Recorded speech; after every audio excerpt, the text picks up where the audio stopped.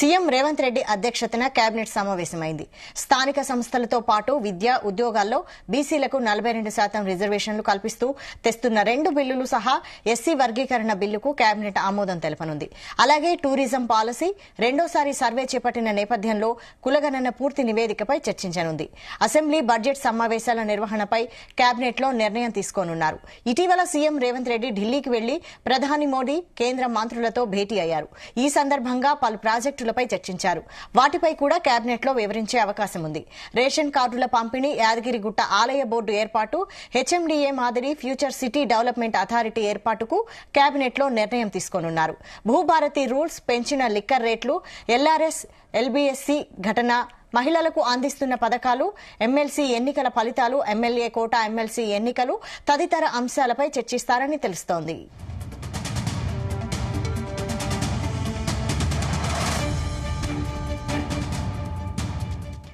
మరిన్ని details bureau chief Narender అందిస్తారు. నరేందర్.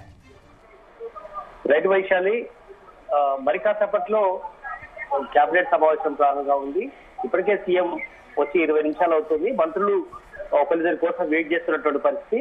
మరొక 5-10 నిమిషాల్లోనే కేబినెట్ సమావేశం స్టార్ట్ అయ్యే అవకాశం ఉంటుంది. దీంట్లో ప్రధానంగా అసెంబ్లీ సమావేశాలు ఎప్పుడు స్టార్ట్ కావాలి అనేటువంటి అంశంతో పాటు రాష్ట్రంలో జరుగుతున్నటువంటి తాజా పరిణామాలు, ముఖ్యంగా బీసీ కులగణనకు సంబంధించినటువంటి అంశం కానీ, అదేవిధంగా ఎస్సీ కులగణనకు సంబంధించినటువంటి అంశం, అదేవిధంగా రాష్ట్రంలో వివిధ డెవలప్మెంట్ కార్యక్రమాలకు సంబంధించి, అదే యాదగిరిగుట్టకు సంబంధించి కానీ, లేదా వివిధ అంశాల మీద దీని మీద చర్చ జరిగే అవకాశం అయితే ప్రధానంగా కనిపిస్తుంది. ముఖ్యంగా 6 గ్యారెంటీలకు సంబంధించినటువంటి దాంట్లో ఇంకా పూర్తి స్థాయిలో అందట్లేదు అనేటువంటి విమర్శ కూడా మనకు నెలకొన్నటువంటి పరిస్థితి. ఎందుకంటే దీన్ని ఖచ్చితంగా కూడా ఈ కేబినెట్ లో నిర్ణయాలు తీసుకునే అవకాశం ఉంది. ముఖ్యంగా మున్సిపల్ అడ్మినిస్ట్రేషన్ సంబంధించినటువంటి దాని మీద రివ్యూ జరిగే అవకాశం అయితే కనిపిస్తుంది.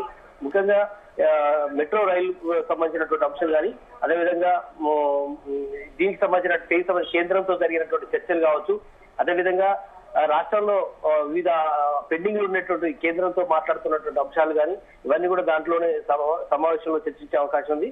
ముఖ్యంగా 35 సంబంధించినటువంటి అంశాలు దీంట్లో చర్చకు వస్తున్నట్టుగా కూడా తెలుస్తోంది. కులగణన, ఎస్సీ వర్గీకరణకు సంబంధించి ఇప్పటికే మనం చెప్పుకున్నాం 42% రిజర్వేషన్ చట్టబద్ధత ఆమోదంపై మాట్లాడే అవకాశం ఉంది. మెట్రో రైలు సంబంధించిన ముందు మాట్లాడినట్టుగా రీజనల్ రింగ్ రోడ్డు, మూసి ప్రక్షాళన అంశంపై కూడా ఇంత చర్చ జరిగే అవకాశం. దాదాపు 5-6 డిపార్ట్మెంట్లకు సంబంధించినటువంటి అధికారులు దీంట్లో పాల్గొంటారు. సబ్జెక్ట్ మాత్రం 35 దాకా ఉంటాయని కూడా తెలుస్తుంది. ఫ్యూచర్ సిటీ డెవలప్మెంట్ అథారిటీ కానీ, Yadadri temple board, HMDA act, నూతన టూరిజం పాలసీ, అట్లాగే ఎకో టూరిజం పై చర్చ లాంటి కూడా దీంట్లో ప్రధానంగా చర్చ జరిగే అవకాశం ఉంటుంది.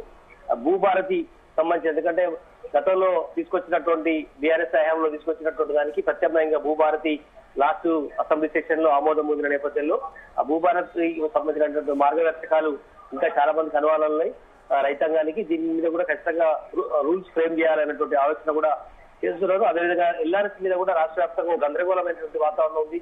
ఇప్పటికే బీఆర్ఎస్ కానీ, బీజేపీ కానీ ఎల్ఆర్ఎస్ ఫీజు కట్టొద్దని కూడా ఇప్పటికే చాలా మందికి చెప్తున్నటువంటి నేపథ్యంలో దీని మీద ఎల్ఆర్ఎస్ గతంలో 1000 రూపాయలు కట్టే వాళ్ళకు ఇప్పుడు ఎట్లాంటి ఫీజుతో ఉండే అవకాశం ఉంది. ఇక్కడ 20% మైనస్ చేసుకొని మిగతా అమౌంట్ కడితే సరిపోతుంది అనే విషయాన్ని ఇప్పటికే అధికారులు చెప్తున్న నేపథ్యంలో ఒక స్పష్టమైనటువంటి ప్రకటన ఎల్ఆర్ఎస్ మీద కూడా వచ్చే అవకాశం ఉంది. అదేవిధంగా మైనింగ్ యాక్ట్ పైన కూడా ప్రధానంగా చర్చ జరుగుతుంది. మైనింగ్ లో ముఖ్యంగా వివిధ అంశాలు ఉంటాయి. ఇంకా ఇసుకకు సంబంధించినటువంటి ఇష్యూస్ తో పాటు మిగతా మైనింగ్ సంబంధించినటువంటి ఇష్యూస్ కూడా ఉంటాయి.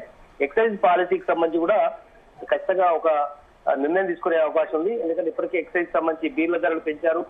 అదేవిధంగా మిగతా లిక్కర్ సంబంధించినటువంటి ధరల పెంపు విషయంగా మీద కానీ, అదే ఎక్సైజ్ పాలసీని ఎట్లా తీసుకురావాలి అనే విషయం మీద కూడా ఒక నోట్ రిలీజ్ చేసే అవకాశం ఉంది. ఎన్విరాన్మెంట్ యాక్ట్ సవరణకు సంబంధించి కూడా ఇదే కేబినెట్ లో చర్చ జరిగే అవకాశం అయితే కనిపిస్తుంది.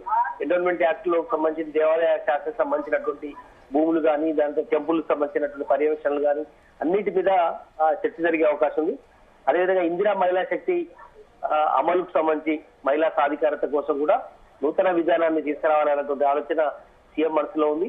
అదే అంశం మీద చర్చ జరిగే అవకాశం ఉంది. ఈ రోజు మరి కాసేపట్లో స్టార్ట్ అయ్యే అవకాశం లేకపోతే 6 గంటల దాకా కూడా దీని మీద స్పష్టమైనటువంటి ప్రకటన వచ్చింది. రేపు మార్నింగ్ ఢిల్లీకి మళ్ళీ వెళ్లే అవకాశం ఉంది.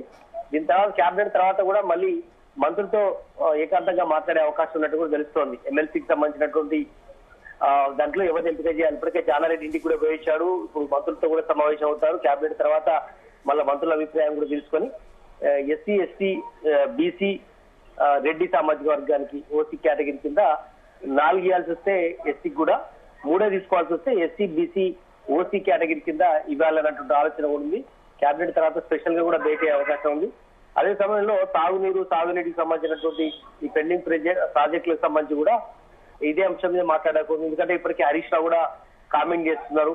కృష్ణా జలాలకు సంబంధించి కానీ గోదావరికి సంబంధించినటువంటి నీళ్ల పంపకాల మీద చంద్రబాబు బోచిగా జుట్టి పెద్ద ఎత్తున ఆరోపణ చేస్తున్న నేపథ్యంలో దీని మీద కూడా ఒక క్లారిటీ వచ్చే అవకాశం అయితే కనిపిస్తుంది. మొత్తానికి కేబినెట్ లో పలు కీలకమైనటువంటి నిర్ణయాలు తీసుకునేటువంటి అవకాశం ఉన్న నేపథ్యంలో ఇప్పటికే మంత్రులందరూ సచివాలయం చేరుతున్నారు. ముఖ్యమంత్రి అందరికంటే ముందే వచ్చున్నారు. బట్ మరి కాసేపట్లో 6వ ఫ్లోర్ లో కేబినెట్ సమావేశం హఠాత్తుగా జరిగే అవకాశం కనిపిస్తోంది. నరేందర్, అయితే ఎమ్మెల్సీ ఎలక్షన్స్ ముగిశాయి. ఇక ఈ కేబినెట్ భేటీలో పలు అంశాలు చాలా అంశాలు కూడా ఉన్నాయి. కాబట్టి ఈ కేబినెట్ భేటీ సుదీర్ఘంగా సాగే అవకాశం ఉందా? ఒక 2:30 నుంచి 3 గంటల పాటు కొనసాగే అవకాశం ఉన్నట్టుగా తెలుస్తోంది. మరి ఒక 10-15 నిమిషాల్లో స్టార్ట్ అయ్యే అవకాశం కనిపిస్తుంది. 6 గంటల వరకు అవసరమైతే ఇంకొక గంట పొడిగించైనా కూడా ఈ అంశాలు 35-30 అంశాల దాకా పెట్టుకున్నారు. 5-6 డిపార్ట్మెంట్లకు సంబంధించి వాటి మీద క్లారిటీ వచ్చే అవకాశం ఉంది. ఇప్పటికీ కొన్ని పోర్ట్ఫోలియోలు లేవు. అవన్నీ సీఎం దగ్గరే ఉన్న నేపథ్యంలో ముఖ్యంగా విద్యాశాఖకు సంబంధించి కానీ హోంశాఖకు సంబంధించి కానీ ఇట్లా పలు క్రీడలకు కావచ్చు ఇట్లా పలు పోర్ట్ఫోలియోలు సీఎం దగ్గర ఉన్న నేపథ్యంలో వాటికి సంబంధించి కూడా రివ్యూలు జరిగే అవకాశం ఉంది. చాలా డిపార్ట్మెంట్లలో కూడా ఎక్కడ వేసిన గొంగడ అక్కడే ఉన్నది కూడా ఇప్పటికీ ప్రధాన పార్టీలన్నీ కూడా డిమాండ్ చేస్తున్నాయి. డెవలప్మెంట్ లేదు, సంక్షేమం అందట్లేదు. గత ప్రభుత్వాలతో కంపేర్ చేస్తూ బీఆర్ఎస్ పార్టీ పెద్ద ఎత్తున ఆరోపణ చేస్తున్న నేపథ్యంలో వాటి మీద విధి విధానాలు ప్రకటించాల్సిన అవసరం ఉంది అని కూడా చెప్తున్నారు. కానీ రాష్ట్ర ప్రభుత్వం మాత్రం గత కేబినెట్ లో సమావేశం అయినప్పుడు కొన్నిటికి పరిష్కారం అనుకునే ప్రయత్నం చేసింది. ఈ కేబినెట్ సమావేశంలో కూడా మరికొన్నిటికి స్పష్టత వచ్చే అవకాశం ఉంది. అందులో ఇంతకుముందు మనం చెప్పుకున్నటువంటి దాంట్లో కులగణన అంశం అప్పుడు బీసీ వర్గీకరణ సంబంధించినటువంటి విధి విధానాలు ఉండేది. ఇప్పుడు అవన్నీ అయిపోయినాయి. కులగణన కూడా పూర్తయింది. అదే సమయంలో 42% రిజర్వేషన్ సంబంధించిన చట్టబద్ధత ఆమోదంపై కూడా తీర్మానం చేసే అంశం మీద కూడా ఇచ్చింది. అదేవిధంగా అసెంబ్లీ సమావేశాలు కూడా ఎప్పుడు పెట్టాలనే దాని మీద కూడా ఈ రోజు ఒక క్లారిటీ వచ్చే అవకాశం ఉంది. కేబినెట్ లో నిర్ణయం తీసుకుంటారు. మధ్యలో హోలీ పండుగ ఉంది. హోలీ ముందు రోజు స్టార్ట్ చేసి హోలీ బ్రేక్ ఇచ్చి దాని తర్వాత మళ్ళీ కంటిన్యూషన్ 10-12 రోజుల పాటు అసెంబ్లీ సమావేశాలు నడపాలన్నటువంటి ఆలోచన సూత్రప్రాయంగా చెప్తూ వస్తున్నారు. మేబీ 12-13 తేదీ తర్వాత ఎప్పుడైనా స్టార్ట్ అయ్యే అవకాశం అయితే కనిపిస్తుంది. దాదాపు 12 నుంచి 15 రోజులు పెడతారని కూడా ఈసారి అనుకుంటున్నారు. బడ్జెట్ కూడా భారీగానే పెంచి ఈసారి రాష్ట్ర బడ్జెట్ ఉండే అవకాశం కూడా కనిపిస్తుంది. ఏ శాఖలకు ఏ దానికి ఎంతెంత పెట్టాలి ఏంటి అన్నట్టు దాని మీద కూడా రూపకల్పన చేసుకునే అవకాశం అయితే ఉంది. మంత్రులందరూ కూడా చేరుకుంటున్నారు. ఇప్పటికే కేబినెట్ లో చాలా ఇంట్రెస్టింగ్ విషయాలు కావచ్చు, లేదంటే గతంలో చెప్పాల్సిన విషయాలు కావచ్చు, కొత్త విషయాలు కూడా వచ్చే అవకాశం కూడా కనిపిస్తుంది. Right, thank you Narender.